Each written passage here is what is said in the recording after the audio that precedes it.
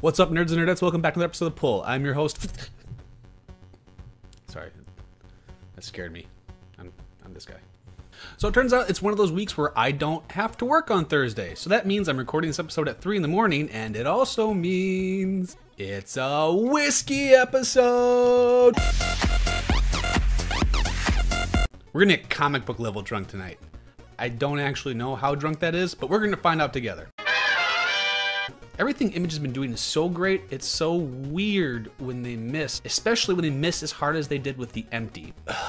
I'm not even sure what exactly The Empty is going for. I think it's going for a fantasy world with a post-apocalyptic feel, but kind of wrapped in this Saturday morning cartoon aesthetic morality bubble thing. Man, this thing is... Everything from the flow panel to panel to the dialogue to the art all just feels off.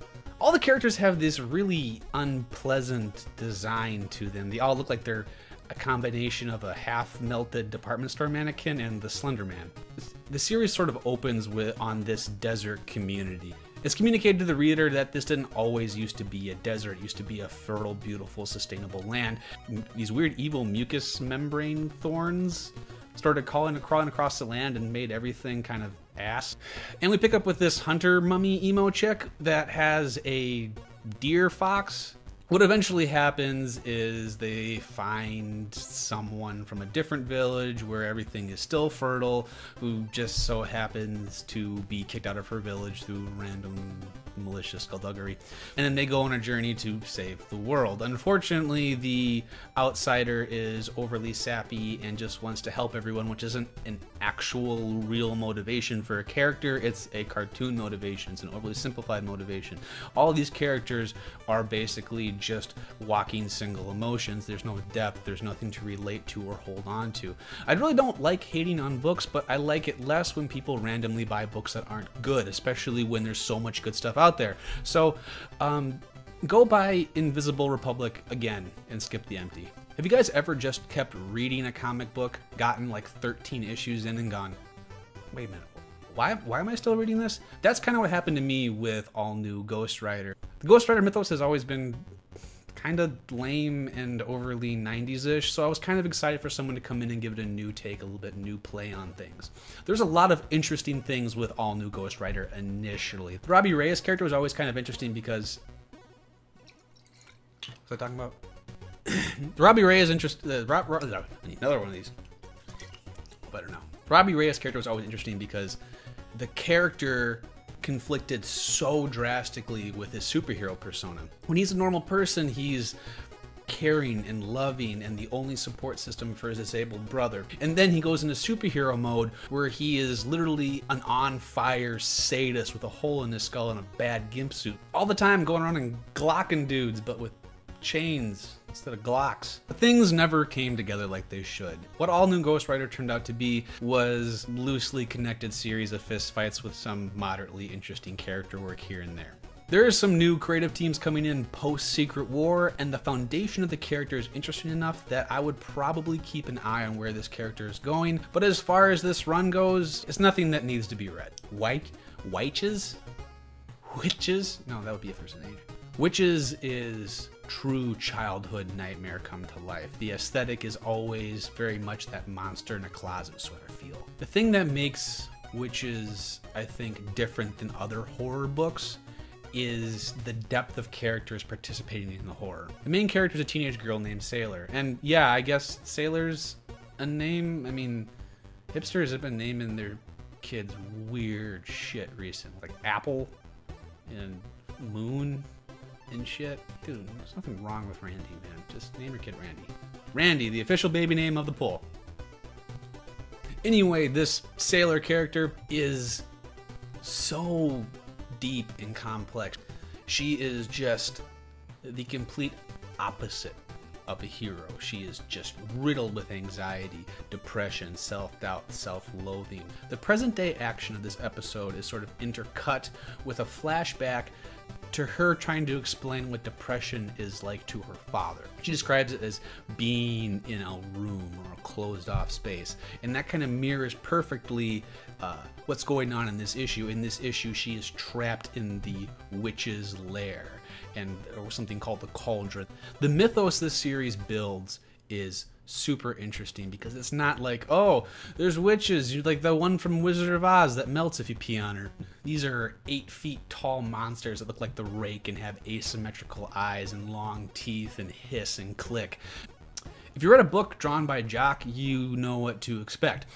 There's this weird Jackson Pollock-y thing he does where a lot of the panels are kind of covered or slightly obscured by splash paint, and as we go deeper into the witch's lair, it gets more and more covered with this paint, and the art becomes more and more obscured, and the tension of the story perfectly runs alongside the tension of the art, and it's a really powerful creative combination.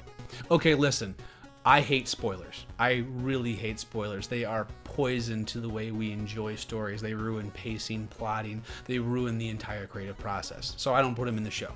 But it's impossible to talk about New Avengers number 32 in any meaningful way without getting into the meat and potatoes spoilery aspects of it.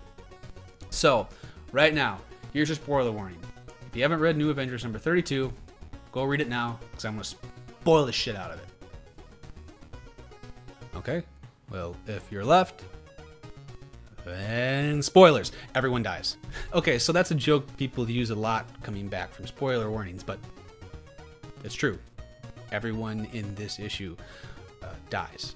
But that's not as stupid and cliche as you might think. There's a purpose to it, and it's really trying to communicate something to us as comic book readers. Now, let me set the stage real quick for you. Jonathan Hickman has been telling this Incursion saga over the past 3 years-ish now, a little bit less than that. It has been one of the most impressive and ambitious storytelling attempts of any medium ever. It's been huge in scope. It's gone millions of years into the future. It's gone to the farthest edges of the universe. It's built galactic wars and then created situations that dwarf them. It's been a really impressive attempt. Has it always been successful? No. Has it always been good? No.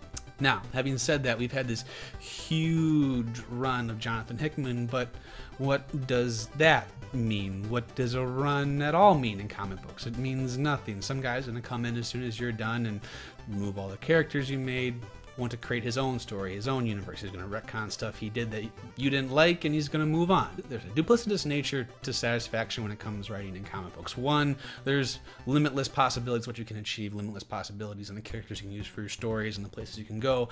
But at the same time, nothing you ever tell is lasting. It's always undone. Characters that you kill will never stay dead. The changes that you make will always go undone or rechange. Okay, so the characters that die first are all the characters that Hickman himself introduced into this mythos. Starbrand, Nightmask, the Ex-Nihilo Army, Abyss. Boom, they're gone. Those characters were supposed to be his contributions to the Avengers mythos, his lasting imprint, his contribution to what the Avengers were, and he just removes. Now I've gotten a bit ahead of myself. Basically what happens is the aforementioned characters, Hyperion and Thor, have been hurtling through the multiverse, looking for whatever has caused the incursions. Well, guess what? They found it. They stumble upon two Beyonders, who, it's a comic book, so are gonna fight, it's gonna happen. After that first wave of Avengers is dispatched, Thor and Hyperion are left. Now this is the point where I feel like Hickman is maybe making his point. He has already dismissed his contribution, his part of the story. Now we are left with Thor and Hyperion, and he kills them both.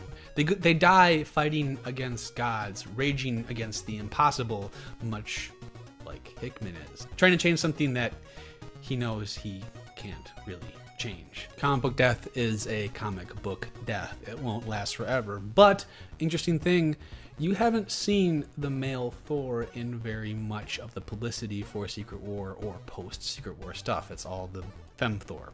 So, perhaps Hickman is going to get his last laugh. He is going to get to leave his imprint on the Marvel Universe.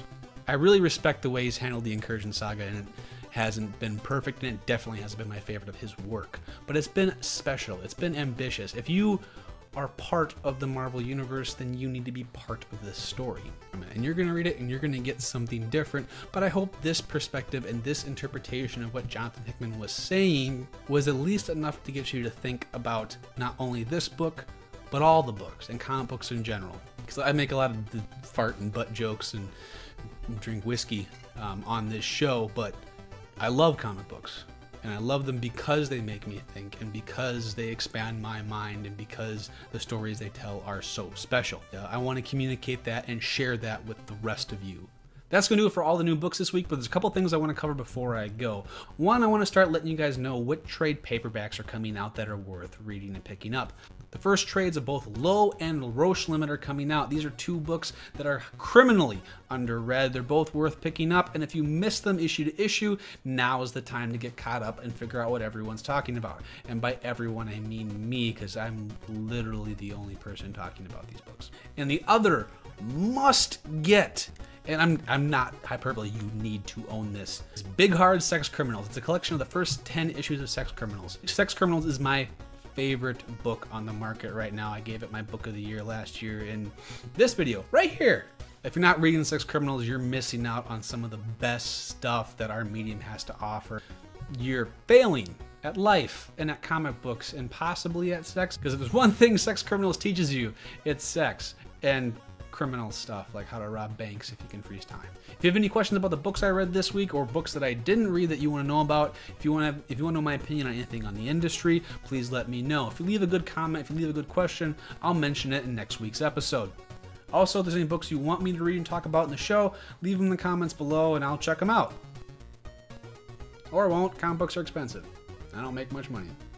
And what I do make, I spend on Southern Comfort. It's okay. It gets less average the more you drink. If you want to stay up to date with all the new projects we're doing, go ahead and follow me on Twitter. You can also follow this channel on Facebook. If you really want to stay plugged into what we're doing, go ahead and hit that subscribe button. For every new subscriber we get, I will drink 1 bottle of Southern Comfort, alone, in the dark, by myself. As always, thank you so much for watching me ramble incoherently about comic books. Come back next week and every week until the end of time for more episodes of The Pull. Now get out of here and go read comics.